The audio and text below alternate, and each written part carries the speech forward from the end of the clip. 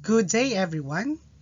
Today we will discuss about the salary, wages, income and benefits. To begin with, let us first define what is meant by salary.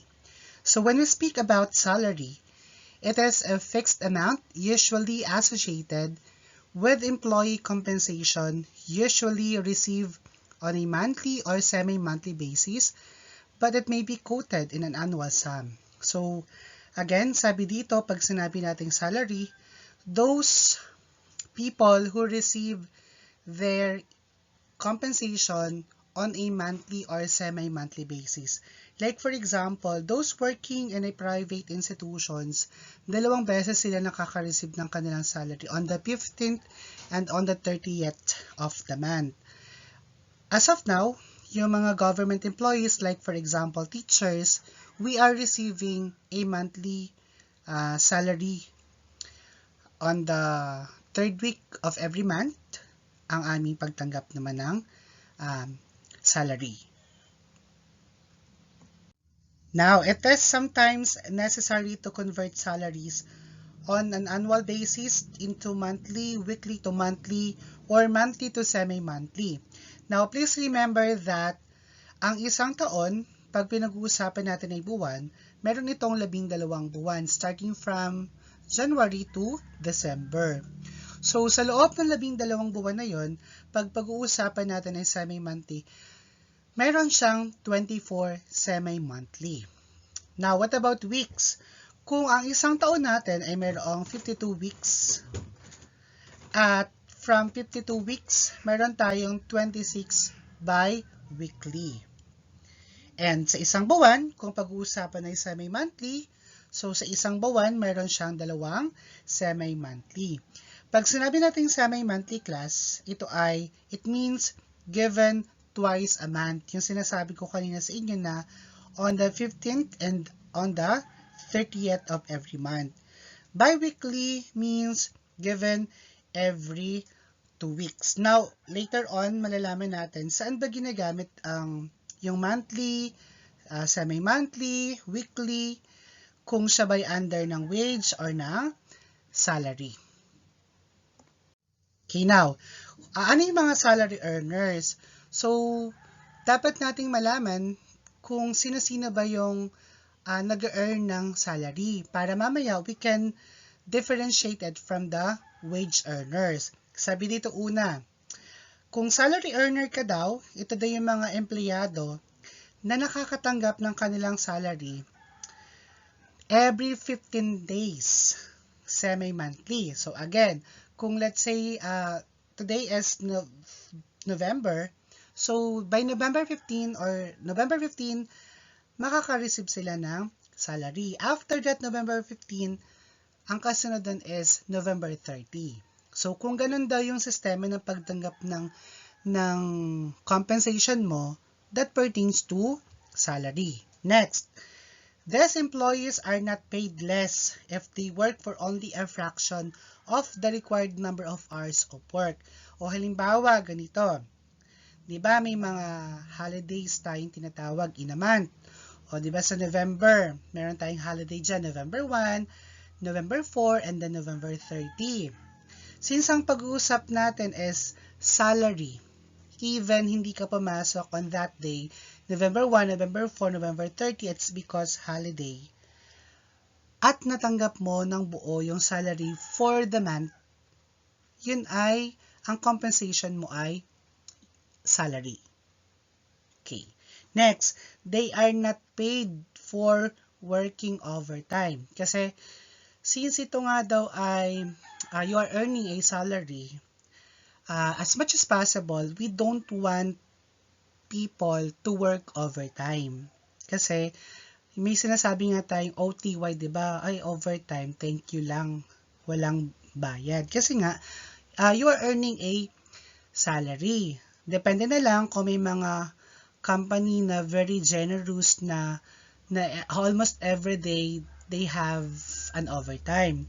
But again, kung salary earner ka, so iniiwasan talaga yung mga overtime pay kasi nga continuous naman yung work mo, 'di ba? from day 1 up to day 30. So, ibig sabihin, there will be a chance na magampanan mo yung trabaho mo kasi everyday kang pumapasok. Unless, kailangan lang pumasok yung isang tao, baka sakaling bigyan siya ng overtime. But generally speaking, pag earning salary ka, walang masyadong overtime pay. Now, let us have the example. So again, dapat tandaan natin pag in a year, pag ang pinag-uusapan ay monthly, that is converted into 12 months. Yung 12 months, pwede pa natin siyang i-convert into semi-monthly, which is equivalent to 24 semi-monthly. Okay, now, the given example here, class, is the manager of the Mahardika company, meron daw siyang 420,000 annually. When we speak annually, yearly ang kanyang, yearly yung amount na tinutukoy dito. Sabi niya dito, kung binabayaran pala si Mr. Sarmiento monthly, magkano ang kanyang matatanggap kada month? Yun ang gusto nating malaman dito, yung annual, i-convert natin siya sa monthly. Annual, ibig sabihin isang taon or yearly. So, sa isang taon, meron tayong 12 buwan, di ba? So, ang gagawin natin, yung monthly salary natin, which is equivalent to annual salary of 420,000, i-divide lang natin siya by 12. So, after that, 420,000 divide 12, ang sagot niya ay 35,000. So, ibig sabihin pala, Mr. Sarmiento is receiving a monthly salary of 35,000. Okay. Okay, now, for example number 2, the situation here, class, is the assistant professor is receiving a monthly salary of 50,000. But the question here is, paano natin i-convert si monthly salary into semi-monthly? So, since ang monthly salary natin is 50,000 at semi-monthly ang gusto i-convert sa atin, ang gagawin lang natin, i-divide natin ng 2 yung kanyang monthly salary. So, since ang monthly salary is 50,000 divided by 2, the answer is 25,000. So, ito yung matatanggap nila sa ika-15 at saka sa ika-30 of the month. Example number 3. So, si Mrs. Sanchez daw ay nakakatanggap ng 15,000 semi-monthly. Ibig sabihin, nakaka-receive siya on the 15th ng 15,000, tapos sa ika-30 naman ay 15,000 din. Eh, ang tanong, how much will be her annual salary? Okay, now, since sabi natin ang semi-monthly salary ay twice a month, so ibig sabihin, ilan ba sa isang taon ang buwan? Di ba meron tayong 12 months? Eh, sabi natin, twice a month ang semi-monthly. So, 12 times 2 is 24 in a year. Tama? So, ang gagawin lang natin, i-multiply lang natin siya. Like, for example here, semi-monthly salary of 15,000 times 24. So, Mrs. Sanchez will be receiving an annual salary of 360,000. Okay, alright. Now, let's proceed with the example number 4. In this case naman, class, si Mr. Reyes daw ay may salary of 10,000 bi-weekly. Okay, again. So, ang tanong dito, magkano ang kanyang annual salary? So, di ba, ganito yan. Ang bi-weekly salary natin ay binibigay every 2 weeks. Tama? Ano? So, ibig sabihin, there are 26 in a year. So, ang gagawin lang natin, the annual salary of 10,000 times 26. So, Mr. Reyes will be receiving an annual salary of 260,000. Now, what about wage? Now, kailangan nating ma-differentiate yung wage from a salary. Please take note of this. When we speak about wage, it is also associated with employee compensation, pero based on the number of hours, based on the number of days, work multiplied by an hourly or daily rate of pay. Ibig sabihin, ito yung mga binabayaran ng mga workers na arawan or bawat oras or bawat peraso ng isang produkto. Now, so wage is usually paid on a weekly basis, but it may be quoted in an hourly rate or daily rate of an employee. So, ibig sabihin, ang mga workers dito ay mga weekly ang nakaka-receive ng employee compensation, pero depende kung hourly or daily rate pa ang pinag-usapan nila. Nevertheless, kung ang pinag-usapan nila ay hourly rate, so dapat alam nila yung hourly rate times number of hours work. Kung daily rate naman, magkano yung kanilang daily rate times number of days work. Now, paano ba natin malalaman kung wage earners ang isang empleyado? Sabi dito, kung ang employees receive the wage and usually get paid either weekly or monthly depending on the employer's convenience. Pero generally, weekly ang mga wage earner natin. Next, these employees are under the no work, no pay policy where they are only paid for the actual number of hours or days that they rendered work but they are paid for working overtime. Kung kanina doon sa salary earners natin, kahit, di ba nag-fall kanina siya ng holidays, pero biniyaran pa din natin siya ng buo.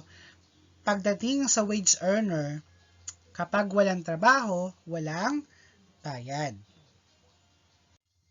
Now, what are the examples? Now, for example number 1, Marie Glenn works as a math tutor and is paid 150 per hour. How much wage does she earn for a 10-hour per week of work? So again, please take note para malaman natin siya kung wage siya or salary. Again, ang wage earner natin ay binabayaran sila per day or per hour. So in this example, ito ay per hour. Since per hour siya, ang kanyang formula ay hourly rate times number of hours work. So magkano yung hourly per hour niya? So 150 pesos. Ano yung number of hours work niya is 10 hours. So 150 times 10 is 1,500 pesos for 10-hour work. Example number 2. So dito naman ay si Mang Pedro daw ay meron siyang tinatanggap na 450.50 for an 8-hour workday. So ibig sabihin, kung ang tanong dito is hourly wage, ang kanyang hinahanap dito ay magkano per oras. Ano? So since given naman yung kanyang wage which is 450.50, i-divide lang natin siya sa 8 hours. So kung ganon ang mangyayari, so 450.50 divide 8 is 56.31. So ibig sabihin pala, ang per oras ni Mang Pedro ay 56.31.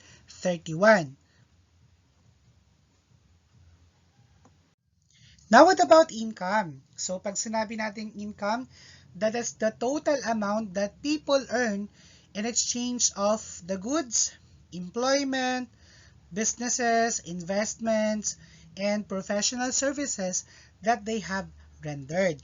So, tingnan natin yung mga different types ng income or mga sources of income. Okay. Now, types of income. So, meron tayong dalawa. Tinatawag nating active income at saka yung passive income. So, pag sinabi nating active income, kapag ginamitan mo ng action, ng pagtatrabaho, yun yung tinatawag natin na active income. Let's say, for example, ako bilang teacher, yun ang source of active income ko. Kailangan kong magturo, kailangan kong mag-check, maggawa ng module, mag-distribute ng modules, mag-print ng modules, para ako ay bayaran. That's an active income. Kasi sa active income class, if you do nothing, you will no longer be paid. Wala ka namang trinabaho So, wala kang active income. Now, what about passive income? That is the payment that is not directly tied to active work. Pag sinabi natin passive income, kahit hindi ka magtrabaho, babayaran ka pa din. Pero in what way? So, ganito yan. Let's say, for example, meron ka namang excess money. So, ginawa mo, ininvest mo siya into, for example, sa bangko, nag-deposit ka, tapos nag-earn siya ng interest, right? That would be your passive income. So, ibig sabihin, hindi ka man nagtrabaho, pero may babalik pa rin sa inyo. So, yun na yung maganda. When you become professional someday, dapat meron kayong active income at the same time meron kayong passive income. That whatever emergency cases na kakailanganin mo, so merong sasalo na passive income. Next, what about the sources of income? So, ito yung mga sources of income. Number one, commission income. O halimbawa, nagbenta ka ng isang item. So, meron ka doon commission. So, depende na lang sa usapan nyo kung magkano yung commission na ibibigay sa iyo. Rental income. So, nagpaupa ka ng properties or ng mga real estates or mga, example, nagpatayo ka ng mga for rent na mga bahay. So, meron kang rental income na makukuha doon. What about dividends? So, halimbawa, nag-invest ka sa isang company and then meron silang annual dividends na binibigay or pwedeng sabihin natin ganito, di ba, cooperative. So, since you are part or member of the cooperative, annually, dahil kumita yung cooperative na yon, so makaka-receive ka ng dividend. Now, what about royalties? Let's say for example, meron kang authorships, meron kang, ikaw yung nag-create ng products na until now ay meron pa din kahit hindi ka na active, makakatanggap ka pa din ng royalty. What about business income? That is a profit from a business, mga tubo. Interest from a variety of loans from individuals or companies. Let's say for example, you are engaged in approving loans from individuals or companies. So merong interest na babalik sa inyo. What about capital gains? So capital gains naman as from the sales of investment. Let's say for example, nagbenta ka ng lot or ng house. So there will be a gain from that sales of investment. Now what about goods? Yan, yung crops, fish, and other products. Now what about benefits? These are employee compensation given by an employer other than the basic salary wage. So, ibig sabihin, pag sinabi natin benefits, hindi naman siya sahod or employee compensation na binibigyan ng empleyado. Ito ay bukod pa. Pwedeng sabihin natin, isang item or cash na binibigay ng isang employer. Let's say for example, yung mga SSS, PhilHealth, GSIS, Pag-ibig, that is considered a benefits, mandated benefits siya. Ibig sabihin ay yung half ng SSS na binabayaran natin, ng GSIS, ng PhilHealth, ng Pag-ibig contribution, may counterpart doon ang employer natin. So, that would be considered also as benefits. Now, what are those examples? Yan, vacation and sick leaves, 13th month pay, housing, kasi may mga employer naman na mayroong rent to own silang ino-offer na mas mura as compared to other na gumagawa ng mga housing.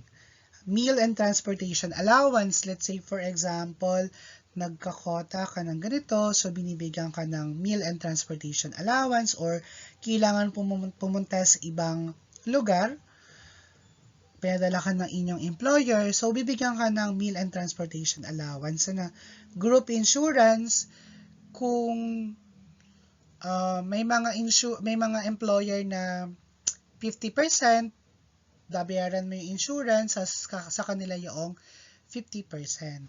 Hospitalization benefits, let's say for example, you are being hospitalized and then pwedeng sabihin natin yung company niya nagbibigay ng hospitalization benefit, let's say 200 per day bibigyan ka. Yan, rice subsidy, yan, clothing allowance, cash benefits, usually during Christmas. Commission, yung sinasabi nating commission, kapag yung ikaw yung nagbenta, so makaka-receive ka ng commission income. Overrides, ganito ang overrides naman. Halimbawa, yung iyong agent nagbenta siya ng isang item. O halimbawa, meron siyang 5% commission on that. Ako, since he is reporting to me, mag-override ako ng 5%. Kahit hindi ako ang nagtrabaho, pero may override ako sa kanya na 5% commission income, matatanggap ko din yung amount na natanggap niya. Sabihin, parang nakikisakay ako na whatever na mabenta niya, meron din akong income doon. That is an override. And of course, the bonuses. Okay, thank you.